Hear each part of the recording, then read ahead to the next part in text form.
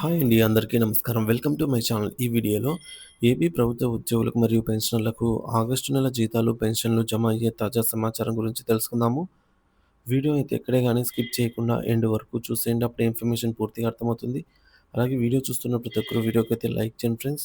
ఈ వీడియోని తోటి ఉద్యోగ, పెన్షన్ మిత్రులతో అయితే షేర్ చేయండి. కొత్తగా మన ఛానల్ చూస్తున్నవారు ఇంకా ఎవరైనా సబ్స్క్రైబ్ చేసుకోకుంటే వెంటనే మన ఛానల్‌ని సబ్స్క్రైబ్ చేసుకోండి. దీని ద్వారా నేను చేసే లేటెస్ట్ వీడియోస్ అన్నీ మీ వరకు రీచ్ అవుతాయి. ఇక ఆలస్యం చేయకుండా వివరాల్లోకైతే వెళ్ళిపోదాము. ఫ్రెండ్స్ ఇక విషయానికొచ్చినట్లయితే ఆంధ్రప్రదేశ్ డీడీఓలకు అత్యంత ముఖ్యమైన ప్రకటన. నిధి పోర్టల్‌లో ఉద్యోగుల వివరాల అప్డేట్ మరియు ఆగస్టు నెల జీతాల బిల్లుల ప్రాసెసింగ్ గురించి అయితే తెలుసుకుందాము. ఆగస్టు నెల జీతాల బిల్లులను ప్రాసెస్ చేయడానికి ముందు డీడీఓలందరూ నిధి పోర్టల్‌లోని కొన్ని ముఖ్యమైన టాస్క్‌లను తప్పనిసరిగా పూర్తి చేయాలని ఆర్థిక శాఖ నుండి స్పష్టమైన ఆదేశాలందాయి. ఆ సందేశం ఏంటంటే మనకు ఆర్థిక శాఖ నుంచి వచ్చినటువంటి మెసేజ్ ఏంటంటే, dear DDOs, it is requested to complete submission of office IDs of all employees in their respective offices in Nidhi portal in the master data tale at the earliest, as this is being monitored at the highest level. It is requested to complete the task without fail. అంటే వీటిని కంపల్సరీగా పూర్తి చేయాల్సిందే అని చెప్పి financial department of government Andhra Pradesh తెలిపిందనమాట.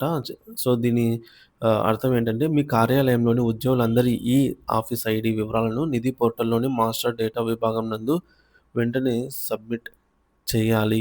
ఈ ప్రక్రియను ఉన్నత స్థాయి అధికారులు పర్యవేక్షిస్తున్నారు కాబట్టి గడువులోగా తప్పనిసరిగా పూర్తి చేయాలి అని అర్థము.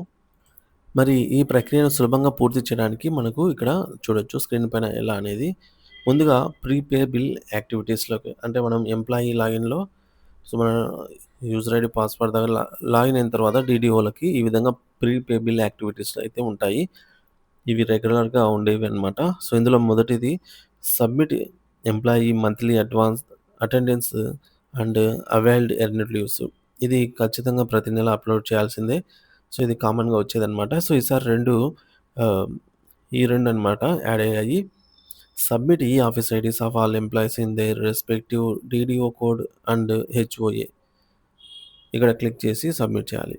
అలాగే ఇంకోటి submit public information office offices and first appellate authorities information అని చెప్పేసి ఈ 2 టాస్క్‌లయితే ఇప్పుడు ఎలా చేయాలనేది చూద్దాము. ఇవి అడిషనల్‌గా వచ్చినవి. ఫ్రెండ్స్ ముందుగా ఈ రెండిట్లో మొదటి టాస్క్ అంటే ఈ ఆఫీస్ ఐడీ వివరాలు ఎలా అప్డేట్ చేయాలో చూద్దాము.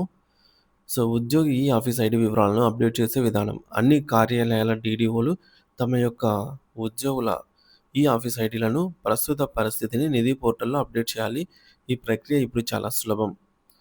ఎలా చేయాలంటే ముందుగా మన డీడీఓలు నిధి పోర్టల్‌లోకి లాగిన్ అవ్వాలి. లాగిన్ అయ్యి అందులో మాస్టర్ డేటా అనే టైల్ మీద క్లిక్ చేయాలి. ఈ విధంగా మనము నిధి పోర్టల్‌లో లాగిన్ అయిన తర్వాత financial department, government of Andhra Pradesh అనేది ఉంటుంది. టాప్‌లో ఇక్కడ డాష్‌బోర్డ్‌లో మనకు ఫస్ట్ ఈఎస్ఎస్ తర్వాత మాస్టర్ డేటా. ఈ మాస్టర్ డేటా పైన క్లిక్ చేయాలి. తర్వాత మనకు pension, HR and payroll, APGLI reports ఇవన్నీ ఉంటాయి. సో, ఫస్ట్ మనం మాస్టర్ డేటానైతే క్లిక్ చేయాలి. మాస్టర్ డేటాలో మనకు ఇక్కడ చూడొచ్చు. ఇవన్నీ గూడా మాస్టర్ డేటా కిందకొచ్చే ఆప్షన్స్ అన్నమాట. ఇవన్నీ గూడా 8 అయితే ఉన్నాయి. ఇందులో సెవెంత్ వన్ మనకు తర్వాత కనిపించే ఆప్షన్‌లో సబ్మిట్ ఎంప్లాయీ ఈ ఆఫీస్ ఐడీస్‌ని ఎంచుకోవాలి. ఇక్కడైతే ఉంది కదా ఫ్రెండ్స్. దీన్ని క్లిక్ చేస్తే ఆ తర్వాత పేజీలో డీడీఓ కోడ్ ఎంటర్ చేయమని అడుగుతుంది. మీ డీడీఓ కోడ్‌ని ఇక్కడ ఈ విధంగా అయితే ఓపెన్ అవుతుందన్నమాట. ఆ తర్వాత ఇక్కడ ముందుగా డీడీఓ కోడ్‌ని ఎంటర్ చేయాలి. మన డీడీఓ కోడ్‌ని ఎంటర్ చేసిన తర్వాత ఆ డిసిగ్నేషన్‌ని సెలెక్ట్ చేసుకోవాలి.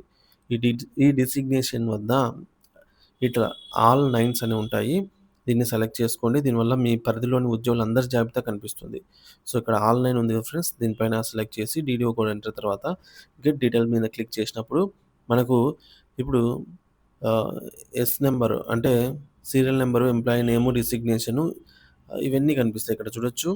ఇక్కడ క్లిక్ చేసిన తర్వాత గెట్ డీటెయిల్స్ తర్వాత మనకు ఇక్కడ serial number, CFMS ID, employee name, designation, organization unit ID or office ID, office name, is ఈ office ID available or not అని చెప్పేసి, అలాగే ఈ ఆఫీస్ ఐడీ యాక్షన్ అంటే సేవ్ చేయాలన్న దాన్ని. ఫైనల్‌గా దీన్నైతే ఓటీపీ ఆధార్ ఓటీపీతో అయితే కన్ఫర్మ్ చేయాలి. సో, ఇక్కడ మనకు ఇంకా ముఖ్యమైనవి ఈ 3 బాక్సెస్ కూడా ముఖ్యమైనవన్నమాట. ఇందులో టోటల్ ఎంప్లాయీస్, తర్వాత number of employees to be updated, తర్వాత ఎంప్లాయీస్ అప్డేట్ ఎంతమంది అప్డేట్ చేశామనేది. సో, నెక్స్ట్ స్టెప్‌లో ప్రతి ఉద్యోగి ఎదురుగా ఈజ్ ఈ ఆఫీస్ ఐడీ అవైలబుల్ అనే క్వెషన్ ఉంటుంది. దానిపైన కింద డ్రా డ్రాప్ డౌన్ బాక్స్ అయితే ఉంటుంది. దాన్ని క్లిక్ చేస్తే 3 ఆప్షన్స్ వస్తాయి. సో, ఇక్కడ చూడొచ్చు ఈజ్ ఈ ఆఫీస్ ఐడీ అవైలబుల్ అని అయితే క్వెషన్ ఉంది. దానిపైన ఇక్కడ మనం క్లిక్ చేస్తే ఈ విధంగా అయితే రావటం జరిగిందనమాట. మొదటిది యెస్ అవును, లేదంటే రెండోది నాట్ అప్లికబుల్, మూడోది నాట్ యెట్ క్రియేటెడ్ అని అయితే ఉంటుంది. ఇందులో యెస్ అని ఎంచుకున్నట్లయితే ఉద్యోగి ఇప్పటికే ఈ ఆఫీస్ ఐడీ ఉంటే దాన్ని ఎంచుకొని ఆ ఐడీని ఎంటర్ చేయాలి.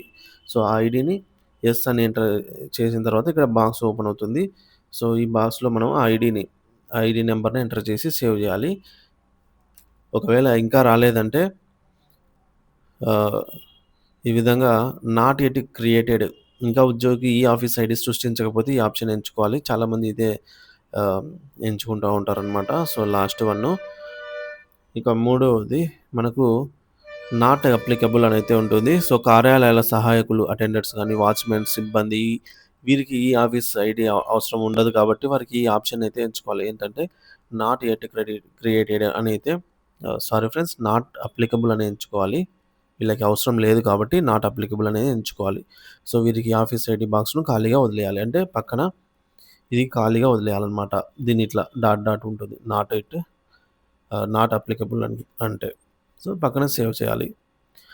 సో, ఈ విధంగా మనకు టోటల్‌గా ఎంతమంది ఎంప్లాయీస్ ఉన్నారు, మనం ఎంతమందికి అప్డేట్ చేయాల్సి ఉంది, ఎంతమంది అప్డేట్ చేశాము. గ్రీన్ వస్తే అప్డేట్ చేసిన వాళ్ళది. ఇంకా రెడ్‌లో ఉంటే సో, ఈ రెడ్‌ను 0 చేయాలన్నమాట. సో, ప్రతి ఉద్యోగి ఎదురుగా ఉన్నటువంటి ఈ సేవ్ బటన్ ఒక్కోసారి నొక్కే బదులు కింద మనకు లాస్ట్‌లో ఆల్ సేవ్ అని అయితే ఉంటుంది. సేవ్ ఆల్ మీద క్లిక్ చేస్తే అన్నీ సేవ్ అవుతాయి. ఇకపోతే blue colour, red colour, green colour ఇదివరకు చూసాము. సో, టోటల్ ఎంప్లాయీస్ అంటే బ్లూ కలర్‌లో ఉంటారు. ఎంతమంది అప్డేట్ చేయాలి, ఇంతమంది అప్డేట్ చేశారు. సో, ఎంతమంది అప్డేట్ చేయాలనే దాంట్లో 0 వచ్చేలా చూసుకోవాలి. అంటే ఆల్ క్లియర్ అయినట్లనమాట. సో, ఇంక చివరి దశ ఈ సెండ్ కన్ఫర్మేషన్. అన్ని వివరాలు సరిగ్గా ఉన్నాయని నిర్ధారించుకున్న తర్వాత సో, పేజీకి పైన ఉండేటటువంటి ఈ సైన్ మీద కన్ఫర్మ్ విత్ ఈ సైన్ మీద క్లిక్ చేసి మీ ఆధార్ ఓటీపీ ద్వారా అయితే ధృవీకరించాలి. సో, ఆధార్ ఓటీపీని ఎంటర్ చేసిన తర్వాత టాస్క్ పూర్తయినట్లు. ఇక రెండో టాస్క్ అనమాట. ఇందులో ఫస్ట్‌ది కంప్లీట్ అయిపోయింది. ఇక రెండోది submit public information officers and first appellate authorities ఇన్ఫర్మేషన్స్‌లో so, public information officers and first appellate authorities details. So, ఇదంతా ఏంటో మనం చూద్దాము. సమాచార హక్కు చట్టం 2005 ద్వారా గ్రామ వార్డు సచివాలయం సహా అన్ని కార్యాలయాలు తమ పౌర సమాచారాధికారి పీఐఓ మొదటి అప్పిలేట్ అధికారిగా అయితే ఉంటారు. అలాగే ఎఫ్ఐఏ వివరాలను నిధి పోర్టల్‌లో తప్పనిసరిగా అయితే నిధి పోర్టల్‌లో ఎంటర్ చేయాలి. ఇకపోతే సాధారణంగా సంబంధిత కార్యాలయ డీడీఓఏ పీఐఓగా ఉంటారనమాట. పౌర సమాచార అధికారిగా. అలాగే మీ కార్యాలయానికి సంబంధించినటువంటి మొదటి అప్పిలేట్ అధికారి వివరాలు, వారి సీఎఫ్ఎంఎస్ ఐడీని ఎంటర్ చేయాలి. సో, ముందుగా ఇక్కడ డీడీఓ, పీఐఓ ఎవరైతే ఉన్నారో వారి సీఎఫ్ఎంఎస్ ఐడీ ఎంటర్ చేసిన తర్వాత ఈ ఎఫ్ఐఏ సీఎఫ్ఎంఎస్ ఐడీని కూడా ఎంటర్ చేయాలి. ఈ వివరాలను కూడా డీడీఓ ఆధార్ లాగిన్ ద్వారా ఈ సైన్ అయితే చేయాల్సి ఉంటుంది. ఇక తుది హెచ్చరిక. ఈ 2 టాస్క్‌లను అంటే ఈ ఆఫీస్ ఐడీ మరియు ఆర్‌టీఐ అధికారుల వివరాలు పూర్తి చేసి ఈ సైన్ ద్వారా సబ్మిట్ చేసినట్లయితే సో, ఆ తర్వాతనే మనకు ఈ ఆగస్ట్ నెలకు సంబంధించి బిల్లులు డీడీఓ లాగిన్‌లో ప్రాసెస్ చేయడానికి వీలవుతుంది. కావున డీడీఓలందరూ ఎటువంటి ఆలస్యం చేయకుండా ఈ ప్రక్రియను తక్షణమే పూర్తి చేయాలని అయితే కోరటమైనది.